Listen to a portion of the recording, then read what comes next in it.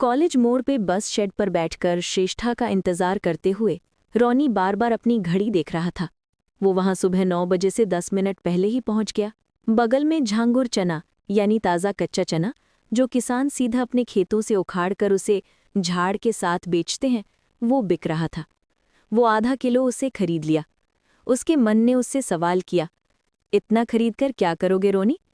तो उसने मन में ही खुद को जवाब दिया, जब तक वो आती नहीं है तब तक इसे खाते हुए टाइम पास करेंगे, और जब वो आ जाएगी तो उसे आधा दे देंगे रास्ते में खाने के लिए।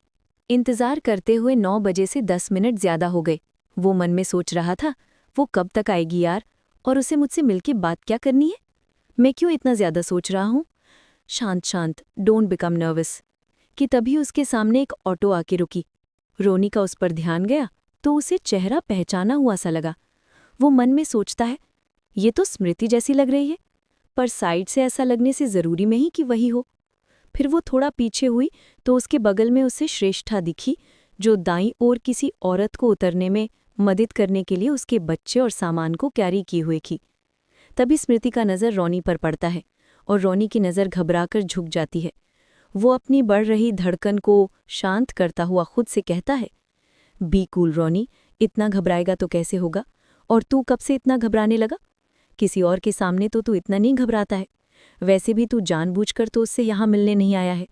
वो तो श्रेष्ठा तुमको यहाँ बुलाई और बताई भी नहीं कि ये भी साथ में होगी। वैसे वो क्या कर रही है? ये देखने के लिए रोनी ऑटो की तरफ देखा तो वो देखा कि स्मृति आगे देखते हुए मुस्कुरा रही है। उसका ध्यान श्रेष्ठा की ओर गया ही नहीं।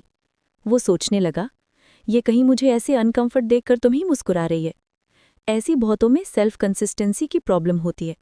वो उसे देखते हुए झाड़ की गुच्छी से एक चना तोड़ा और उसे खाने के लिए मुंह में लिया।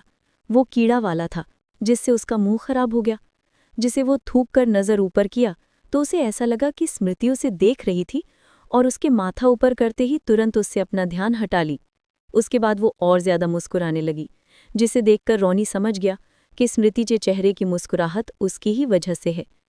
वो स्मृति को देखकर जो उसे बोलना चाहता था वो उस डायरी में खड़े खड़े ही लिखने लगा, इससे पहले कि वो उन्हें भूल जाए। तभी पीछे से महक की आवाज़ आई, तो आज क्या लिखा? लो, ये फिर मुझे पकाने आ गई। रोनी मन में सोचा और पीछे मुड़ा। फिर पूछा, आज?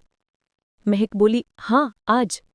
रोनी को पन्ने पीछे पलटते देख उससे उसकी डायरी छीनते हुए बोली, छोड़िए, मैं खुद देख लेती हूँ। और उससे छीनकर पढ़ती है, जिस पर लिखा था,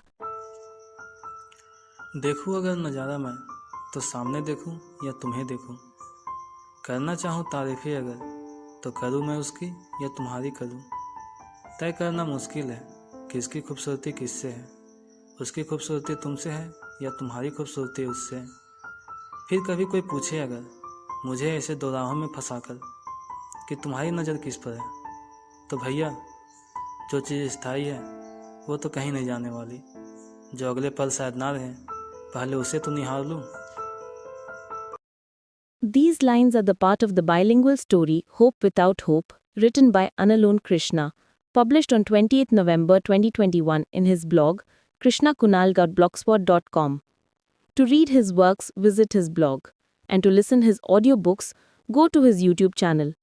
Also, please like, comment, share and subscribe to give your support. Thank you.